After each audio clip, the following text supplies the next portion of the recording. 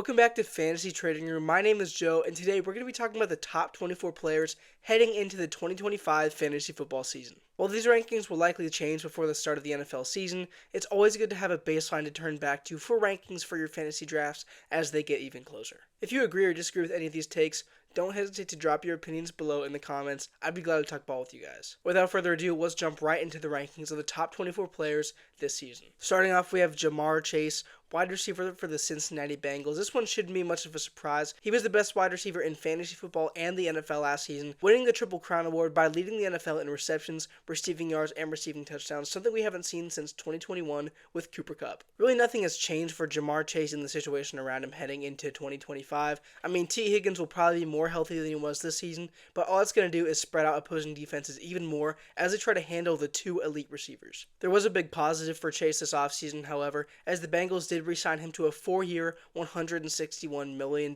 extension. This ties him to quarterback Joe Burrow and the elite Bengals offense long-term, making his fantasy value both for redraft and dynasty way higher. Obviously, this is something we knew was coming. He's one of the best receivers, if not the best in the entire NFL, and the LSU product should be going first overall in every single fantasy football draft. Next up, we have another easy pick. That's Justin Jefferson, Chase's college teammate from LSU, who is a wide receiver for the Minnesota Vikings. Jefferson bounced back after struggling with injuries in 2023 and posted over 1,500 receiving yards. As a reminder, this was in his first year with a new quarterback, Sam Darnold, who did have a breakout season. And one thing we've learned about Justin Jefferson that's extremely valuable is that he can put up ridiculous numbers no matter who's under center. We've seen him produce with Kirk Cousins, Sam Darnold, and even Nick Mullins. It's fair to assume that in Kevin O'Connell's offense, quarterback J.J. McCarthy will have a strong first season after missing his rookie year with an injury. But even if McCarthy doesn't overachieve, Jefferson will still find a way to be productive as he has his entire career. Jefferson is just consistently elite on the football field,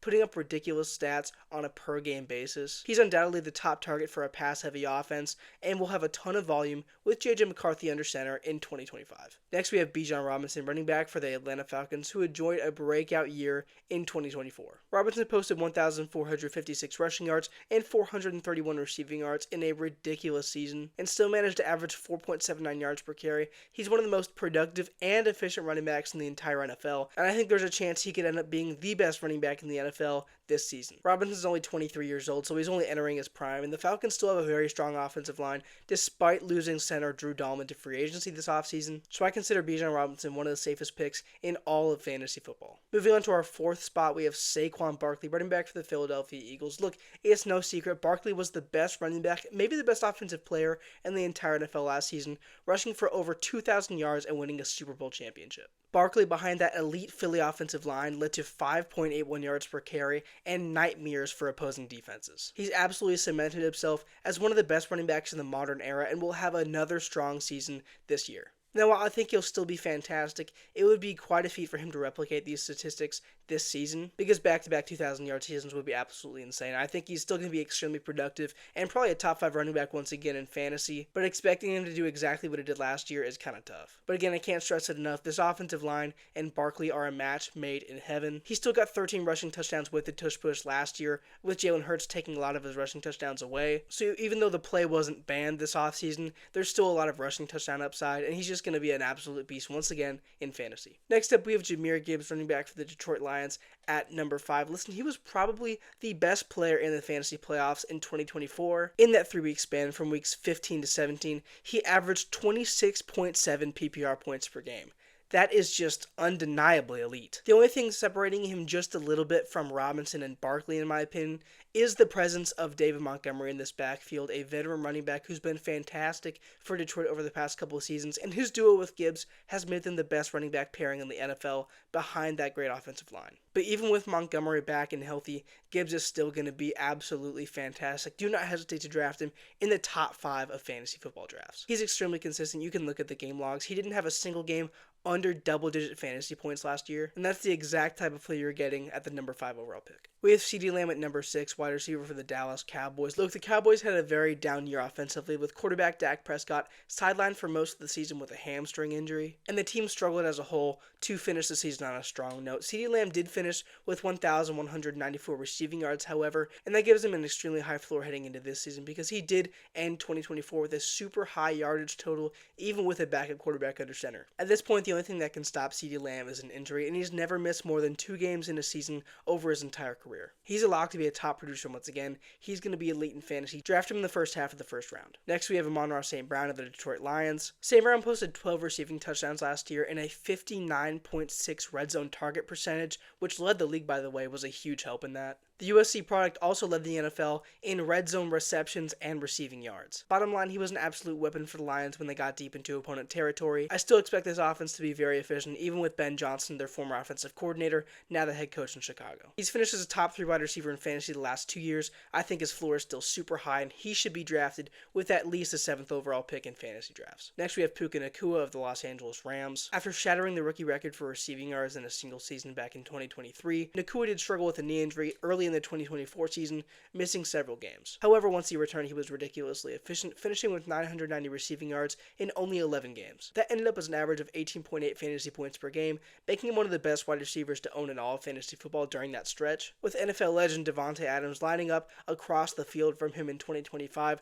defenses are going to have a hard time containing either receiver in this explosive Rams offense. Next up, we have Derrick Henry of the Baltimore Ravens. At 31 years old, this dude refuses to slow down. He took 325 carries for 1,921 rushing yards, showing that he's still a workhorse at this point in his career. I don't expect his age to slow him down. Even in 2025, he's going to have another ridiculously productive season next to Lamar Jackson in that Ravens backfield. I love that offensive line. I love that offensive scheme with Todd Monken as offensive coordinator. I think he's going to have another elite season. Moving a bit quicker now, we have Malik Nabers at number 10, Giants wide receiver, a guy who I think has a ceiling to finish as a top 3 wide receiver in fantasy this year. In his rookie season, he put up 1,204 receiving yards with the worst quarterback room in the entire league. He's an elite route runner and playmaker, making some spectacular catches during his rookie season. And the Giants will have at least a capable starter among either Jackson Dart, Jameis Winston, or Russell Wilson, who will feed Malik Nabers targets. He's going to be elite again this season and may be a top 3 wide receiver.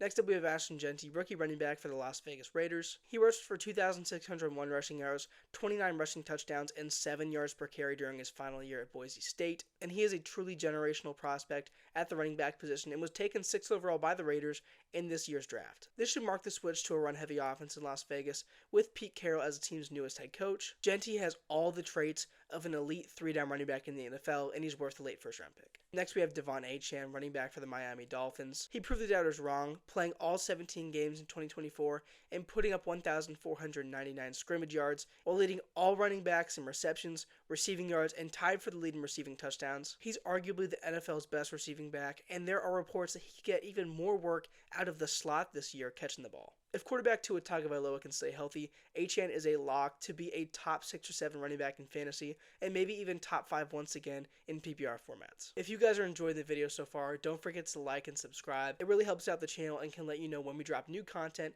every single week. At 13, we have Brian Thomas Jr., wide receiver for the Jacksonville Jaguars, who was the most productive rookie wide receiver last season. He had 1,282 receiving yards in a wildly productive rookie season, and with number 2 overall pick Travis Hunter lining up next to him, this offense is going to get much more dynamic and even harder to stop. Due to Hunter's presence, there's going to be less defensive pressure on Brian Thomas, and we could see him even improve on his rookie year statistics if quarterback Trevor Lawrence can get the job done. Nico Collins is at number 14. He played only 12 games last season due to a leg injury, but still put up over 1,000 receiving yards. He is an alpha receiver in this league, and he and CJ Stroud are a fantastic duo. Now, the big question mark for me is if Houston can protect Stroud from taking sacks. He's a great passer, but he needs time to throw, and that's one thing he did not have last season, causing a regression from his rookie year statistics. And if there's no pocket for him to be in, he could have a hard time getting Nico Collins the ball this year, but I still have so much faith in their connection and Collins' talent at receiver. I think he's still worth a very early second-round pick or even a late first-round pick. After Collins, we have Drake London, who I think is right under him in terms of fantasy value. The Falcons wide receiver broke out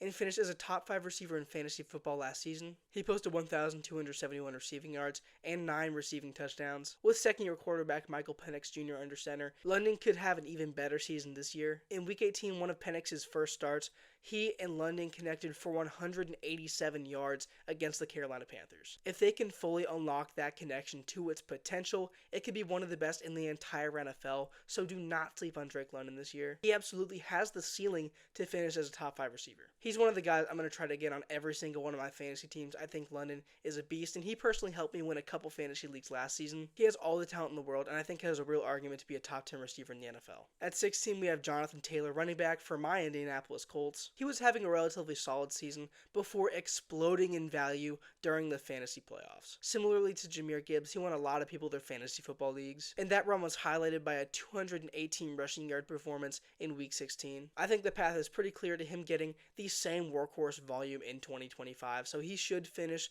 around the same. That is if he can stay healthy, which has been an issue over the past couple years, but I'm trusting him this year as a second-round pick. A.J. Brown's up next. He's been one of the best receivers in the NFL over the past several seasons. Personally, he's one of my favorite players in the entire league, and I'm so glad he won a Super Bowl this year on the Philadelphia Eagles. That history of production was on full display as he posted 1,079 receiving yards in only 13 games this season. Even in a run-heavy offense, he's one of the league's most talented receivers and will be extremely relevant for fantasy, relevant enough to be taken in the second round. If he can stay on the field, I expect him to finish as a top 10 receiver for fantasy football. Number 18, we have another workhorse running back in Josh Jacobs, who was unbelievable in his first year in Green Bay.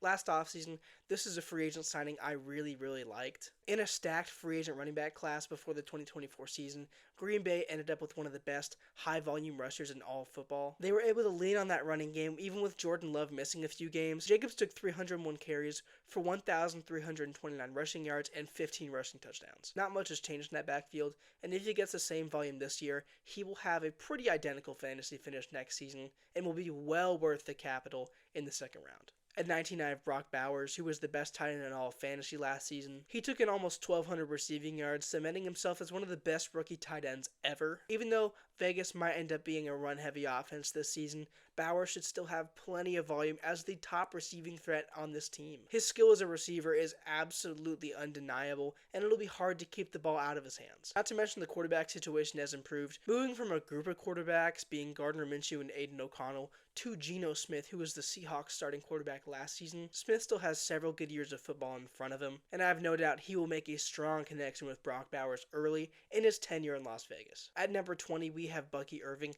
running back for the Tampa Bay Buccaneers, who made a strong impression during his rookie season last year. He took the job from incumbent starter Rachaad White very early on, and part of that was due to his efficiency. White had always struggled with efficiency on the ground, but Bucky managed to post 5.42 yards per carry in his rookie year. That is a very high number. The reason I think Irving's ceiling is so high is because he didn't have a ton of snaps or carries last season. There were only a handful of games where he played over half of the team's offensive snaps. If that increases, which I think it will translate to more volume, meaning that Bucky has a chance to get even better stats in 2025 and is already very involved in the air and on the ground. At 21, we have our second tight end, Trey McBride of the Arizona Cardinals. He was right there behind Brock Bowers in terms of receiving production, posting 1,146 receiving yards. Not to mention the fact that he had only 2 receiving touchdowns, making him a prime candidate for positive touchdown regression this year. If that number bumps up to 5 or 6 or heck even 8 or 9, his point total could take a massive jump, and he could be the tight end 1 overall. He's one of quarterback Kyler Murray's top 2 targets, along with Marvin Harrison Jr. in this offense. Trey McBride is a true difference maker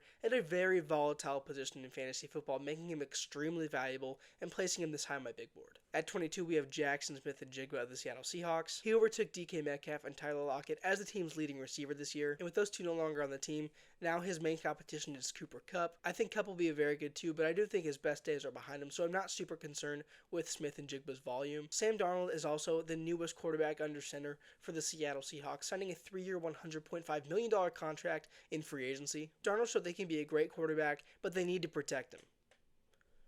He struggled under pressure his entire career, so if this really...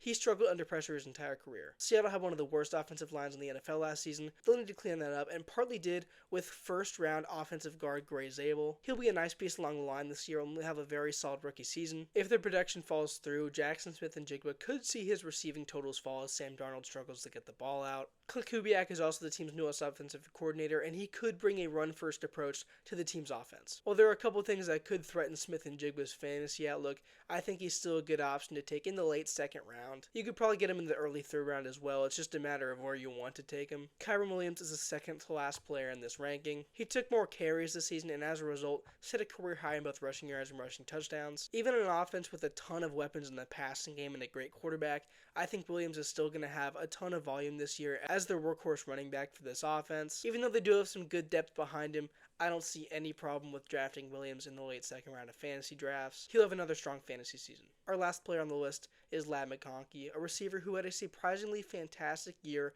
during his rookie season with the Los Angeles Chargers. He and quarterback Justin Herbert established chemistry very early on, and it lasted the entire season. Out of the slot, he is this team's wide receiver 1, and rookie wideout Trey Harris should spread out the defense a bit more. I think he could get more targets this year, and is a safe bet to have a strong sophomore season. If you guys enjoyed the video, don't forget to like and subscribe, and show support for the channel in the comments. That's all I got. I'm Joe, and this is Fantasy Trading Room.